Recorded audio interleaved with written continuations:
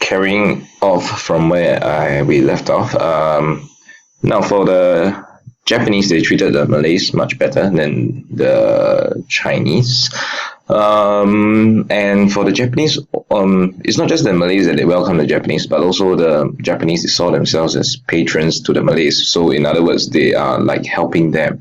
And they also, well, sort of misunderstand what the Malays really wanted. So they thought that the Malays would actually be comfortable with Japanese rule. Okay, but the main point about this is that it actually widened the rift between ethnic groups. Now, this was important because the British, if you remember earlier, they were very concerned about this widening of the rift between the ethnic groups, that the different ethnic groups did not have unity. And if you did not have unity, you will not be able to rule the country effectively.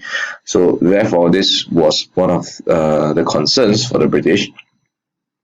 Now, for another thing that the Japanese did was to encourage the development of nationalist groups. So they wanted to encourage Malay nationalism in hopes to win the hearts of the Malays and to continue to support the Japanese. Now, if you remember what was nationalism all about, it means to say that you love your country. You are, in a sense, it's just simply a feeling of loyalty, a feeling of pride, a feeling of wanting your country to be your own country and not under the control of anybody else. So when the Japanese are basically selling to the Malays, is like, look, we got rid of the British for you, and now you should be more than happy to live under our control. Now, of course, the Malay nationalism, they would be like, haha, you're funny. So they would basically be wanting to fight for independence on their own. But what the Japanese actually did help to develop here is that they allowed them to return to their country, allow them to meet, allow nationalism to basically grow even further in Malaya. So some examples is like meetings between Malayan and Indonesian nationalist leaders, allowing the Malay youths to go for training in paramilitary organizations, and sponsored the formation of this particular group called the Kekuatan Rakyat Indonesia Istimewa. I have no idea if I pronounced that correctly, but basically this was to help to achieve Malay's independence and somehow union with Indonesia. I do not know why, but maybe they thought that, brother and brother, Malay and Malays, they should belong together. But what the Japanese basically did was to awaken the Malay nationalism. And after the Japanese lost and they left Malaya, it made the Malays even more determined to actually fight for their own independence. All right. So actually, we are done with this first part of part one of the chapter.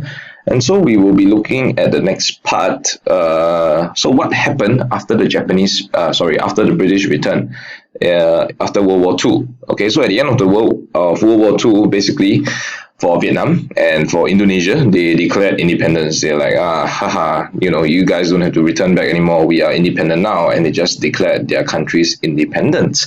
But for the Malays and Malaya and the rest of the races, they basically sat and just wait for the British to return.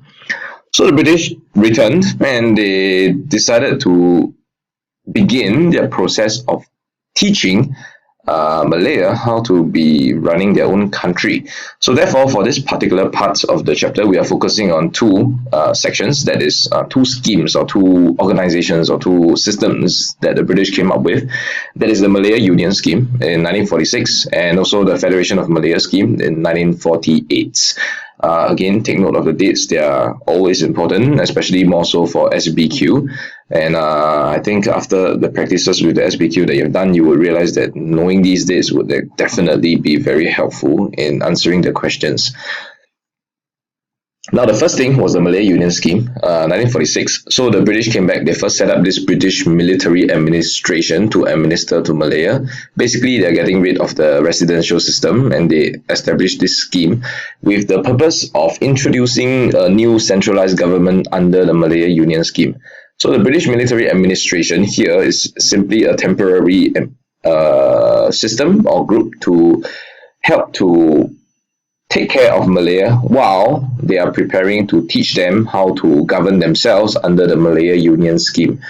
So they actually forced the sultans to give approval to the Malayan Union Scheme, which was not very pleasant. Okay, So the guy who was in charge of getting these the sultans to agree, I think you would see sources regarding this.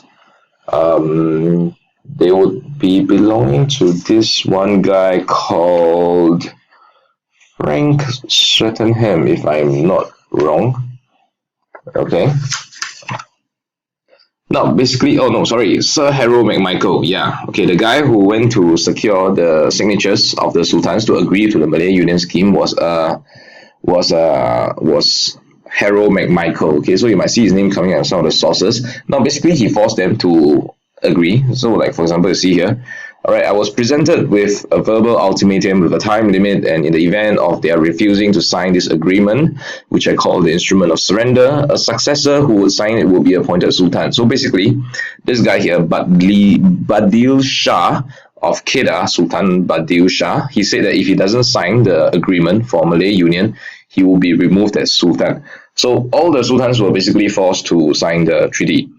Right. So with this formation of the Malaya Union, after all the sultans have signed it, what happens is that all the Malay states with Malaya and basically today what you know as Malaysia minus away Sabah and Sarawak. So whatever that you see that's north of us now, when you cross the causeway, the entire land area, that entire Malaysia was what was formed under Malaya Union. Singapore was separated. Okay, it wasn't. We were not part of Malaysia, so we were treated as something that's entirely different. We'll be a separate state, and we have our own governor as well. And the sultans did not have any other powers other than over religious matters. And all non-Malays were actually offered citizenship as long as they were born or resided in the Malay Union or Singapore. So basically, right, the citizenship is quite open. Anybody can, not say anybody, but most people can actually become Malaya citizens, which greatly displeased the people there because, really displease the Malays because they are the ones who are losing out. They will feel like they are being overcrowded here with other races coming in, and that they would actually lose their own special privileges and rights, even though they are the original people of the land. The Chinese come from China, the Indians came from India, and so they can return to their original land and they don't have to be around here. So as you can see here, the Malay Union scheme would actually cause a lot of displeasure among the Malays. They would feel that, I am being outnumbered here. I don't feel comfortable. You must bear in mind, this is a period of time where, racial equality is not something that's emphasized in Malaya. I mean, even today, there is still racial inequality. But I guess for you guys, Singaporeans, having grown up in Singapore, you would find it absolutely normal thanks to the education system that we are living in peace and harmony among the different races. But during that period of time, okay, it was still very different, and they will still feel that they are being outnumbered by the Indians and the Chinese. And how come these people still get this kind of citizenship when I've been here all my life, and my father and my father's father and all my ancestors have been here all my life, and then the Chinese, they came from China, their ancestors are in China, how come they get citizenship here, right? So, well, these are some of the problems that you would have foreseen regarding the protests of the Malays, and they are the ones who protest the scheme. So, right, and the Malays, they protested these constitutional changes, mainly because the sultans will lose political power because they're in charge of only religious matters, and that's nothing got to do with political powers. And they were also, yeah, like I mentioned, they worried that they will lose their special position and privileges. And so this guy, Dato' On bin Jafar, he started the Peninsula Malay movement and convened an all Malay year congress, basically to protest against this Malay Union. And so the United Malays National Organization was formed that would be to oppose the British. So this from now on I'll be referring to them as UMNO.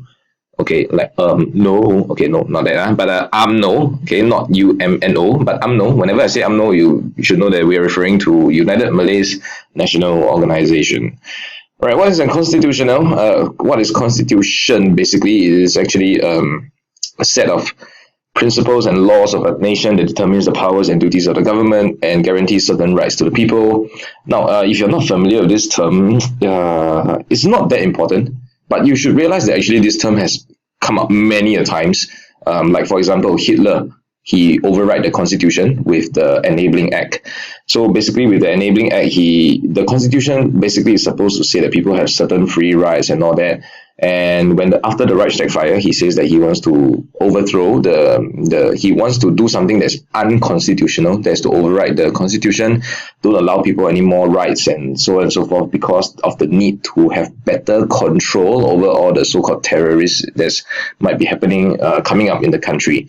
Also, for Americans, they also like to say this is unconstitutional. When they are denied their freedom of speech, they have absolute freedom of speech. They want to make fun of Obama. They say that Obama is stupid or stuff like that. You basically can say that and make fun of them. You can't do that in Singapore.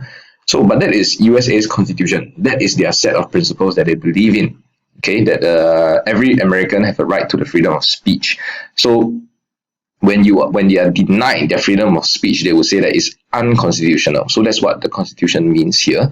And so basically the constitution in this case under the Malaya Union would be something like the sultans losing political power, and also about the citizenship parts. Okay, that is part of the constitution. So after the protest, the British basically thought about it and thought, hey, okay, let's not have any more protests. So we would place the Malaya Union with this Federation of Malaya. Now, timeline here, 46 is Malaya Union, 48 is Federation of Malaya, or Malaya Federation. But basically, right, from 48 to 48, when they were protesting and they were considering changing it, people are already aware. So you would see sources protesting Federation of Malaya from 47. Even before the Federation of Malaya was properly officially established, people started protesting it already because they are aware of all these plans. So the British actually did manage to replace the Malaya Union with the formation of the Federation of Malaya, where the sultans would rule, have more political power, and the British advice. But the British would still control the defense and foreign affairs, because these are areas apparently Malaya is still very inexperienced in. So they would also ensure that the Malays have a special position. Like, for example, even today, I think the most common example I like to use would be I hear of many Chinese in Malaysia today complain about the university admission criteria. So they can score like straight A1s, but then when they apply for university, priority will be given to a Malay who didn't have straight A1s, for example, if there was only one position left, and it will be given to the Malay over the Chinese. So these are special privileges and rights that the Malays still enjoy in Malaysia today. So right, the Malays, they get automatic citizenship, but the non-Malays, okay, take note here, non-Malays include Chinese and Indians, not just the Chinese, all right? So they would have more stringent qualifications for citizenship application. And finally, under the Federation of Malaya, so again, the Malay Union and Federation of Malaya are plans to teach them how to be a government. So eventually, they still need to become a democracy and still need to have elections. So the last part here, elections were promised. Okay, that's also important as well, to enable them to actually be on the road towards independence. And basically, UMNO was very happy with this change under the Federation of Malaya. But as you can guess, there will be people who would not be happy with this particular change, and there were bound to be opposition. And so that's where you see the formation of the AMCJA, All Malaya Council of Joint Action. They were formed to fight the rights of the non-Malays, which includes MIC, Malaya Indian Congress, and the Chinese group, which is Malayan Communist Party, the MCP, not male chauvinist pig. MCP is Malayan Communist Party. Now, these two groups were formed together to form AMCJA. Now, we'll definitely be talking more about the Malayan Communist Party if you're wondering, like, what's Malaya had communists last time? Yeah, they did, and we'll see how they were being gotten rid of in the next part of the chapter. Okay, so this formed AMCJ, and then there were some Malays who also still didn't like the compromise with the British. They wanted more rights, and they formed this thing called the Malay Pusat Tenaga Rakyat, which is basically Putera. And Putera, basically together formed with AMCJ, form a coalition. And it's the first time that all three different races are working together, and it showed the possibility of intercommunal cooperation. Okay, communal basically means to say something that exists between different communities. So in this case, it will be different ethnic groups in Malaya. Now, despite the protests, the Federation of Malaya still went ahead, and the formation of Federation of Malaya was established, and there was still protests, and that's what we will be looking at the next particular section, when we look at how the Malaysians this time actually fought for their own independence.